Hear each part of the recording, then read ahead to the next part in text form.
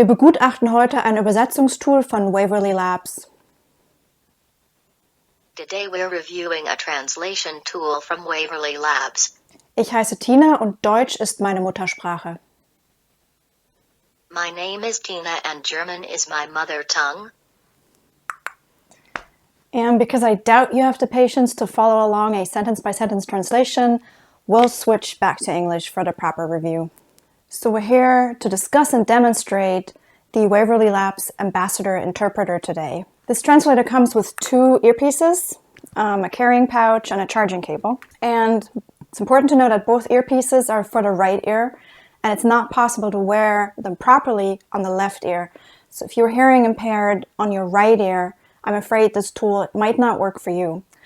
Although, since this works with an app, you could still read the translations on the app. The earpieces don't work by themselves, so you need the Ambassador app, which is available for iOS and Android.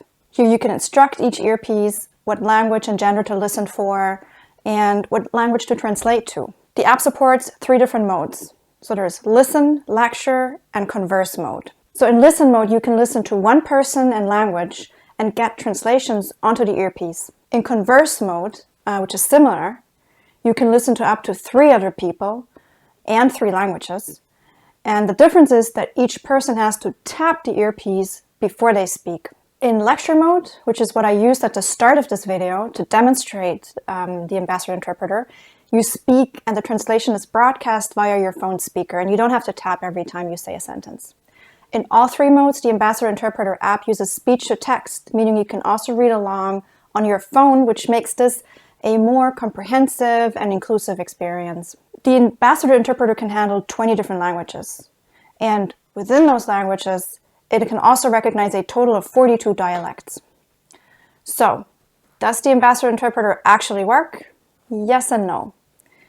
I can only speak German and English and bits and pieces of a few other languages. So to test those other languages with native speakers, I had the Ambassador Interpreter translate YouTube videos, and that didn't work at all. Even with speech-only audio played at regular or slower speeds, it only caught the occasional words, but rarely an entire sentence. Since you have to define the language and gender of the person you want to listen to in the listen mode, it's technically limited to 1 language and gender at a time.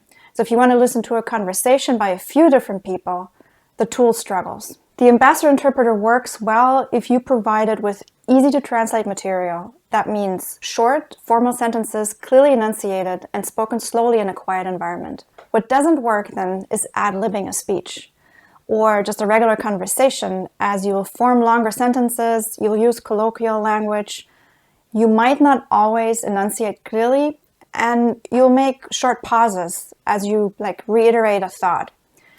These are all things that a non-human translator won't be able to interpret correctly.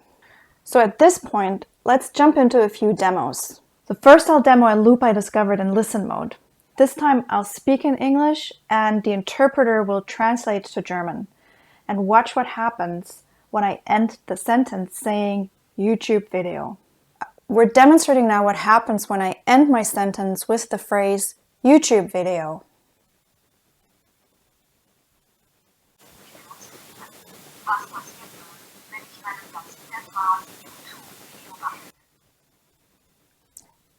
That didn't work in German because German didn't end it with YouTube video.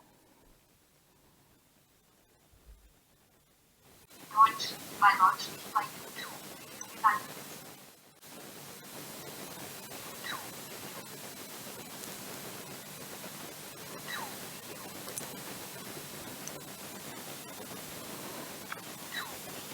And that's going to continue for a little bit. I don't know for how long. Sometimes it stops after 2 repetitions. So the phrase YouTube video is the same in both languages. And what happened is that the earpiece was still in listen mode and couldn't tell the difference between the English speaker that it was listening for and the translation that it just played back to the earpiece itself. All right, so now we're demonstrating the Waverly Labs Ambassador Interpreter in lecture mode, meaning I'm going to speak to you in German, which is my native language, and you're going to listen to the translation. But you're also going to see a screencast where you'll see a demonstration of the speech-to-text as I'm speaking. I'll be trying to speak slowly in short sentences and with no colloquialisms, but I can't promise. So there might still be some awkwardness. We'll also see what happens when I actually speak to you in English while this thing is still expecting me to speak in German. That's going to be interesting. So I'm going to start ahead and I'm going to connect. So this is the earpiece. There's 2 earpieces in the set, and then both are for the right ear. So if you have trouble with your right ear, like hearing on your right ear, if you're partially deaf, I happen to be partially deaf on my left ear. But fortunately, this is for the right ear. And for some people, maybe unfortunately, it's really tough to wear it on a different ear. But just something to keep in mind. All right, I'm turning this on. I got the confirmation noise that it's on, so I'm gonna just put it over my ear, and it's gonna point towards your mouth. So trying to do that as good as I can with my glasses on. That would be, kind of hard if you're also wearing a mask and glasses and everything. But right, so I'm pairing this with my device now and waiting for. Here we are. It found the earpiece. And now it should tell me the settings. Right. Tina, language is German. I'm a female. I confirm. We're going to save this. And now I could, if I wanted to converse, I could add a second, third, or even fourth ambassador device and set those to different genders and languages. We're not going to do that now because we're just doing the lecture mode. And I'll be translating to English because I'll be speaking in German. Female voice, that should be fine. So let's continue. Now I gotta press the earpiece to start the translation or the lecture mode. And let's do that. Und jetzt spreche ich einfach mal auf Deutsch und wir schauen, wie sich das dann anhört. And now I'll just speak in German and we'll see how it sounds. Das war schon mal ganz gut. That makes you feel good. Das habe ich nicht gesagt.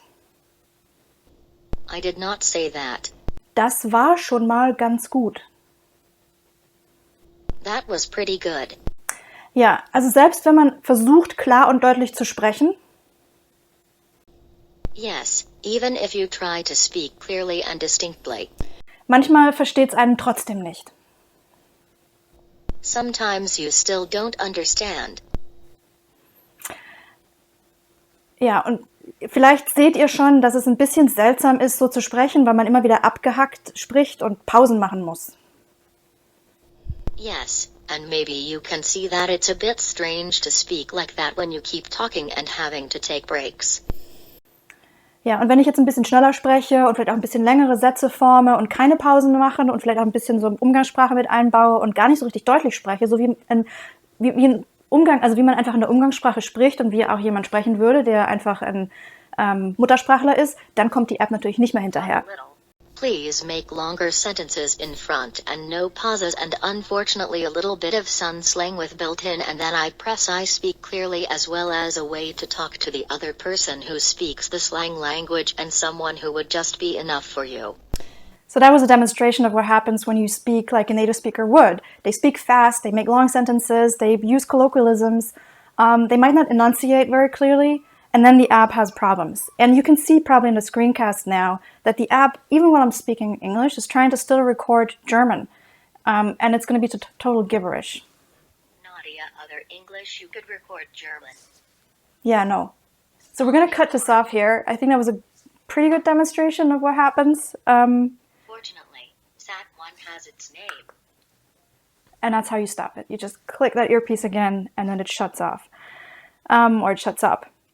Yeah, so a quick demonstration of the app. It doesn't really do much, but let's go back. You're going to see the screencast. If you didn't quite catch a translation, you can always tap the respective speech-to-text recording inside the app, like that little field, and have it replay. So let's say this one. I did not say that. Yes, I did not say that. It recorded that correctly and it translated it correctly, and you can replay it as many times as you want. I did not say that. The problem is you can't save it. That's a feature that I find is missing, because if you're going out and maybe you have, questions that you're asking over and over again, and you're traveling in a foreign country and you have to ask for the bill.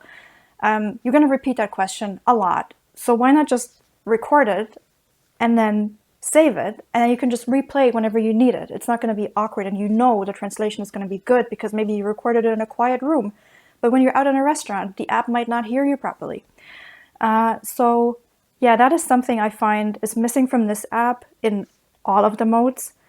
And that's something, for example, that Google Translate does. You can star anything that you recorded previously that it translated for you, and you can save it. And then whenever you need it again, you can just go back to the app and you can call up that translation and replay it.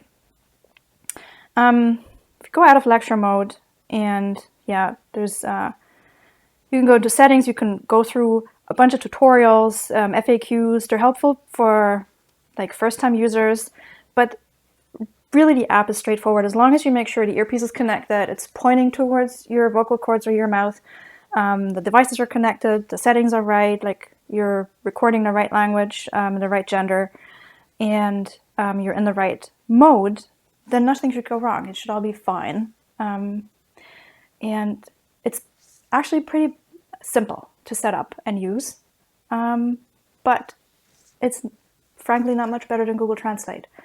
So by now, you can probably tell that this isn't a smart tool. It can't auto-detect a language, it needs help. It also can't translate a wall of text.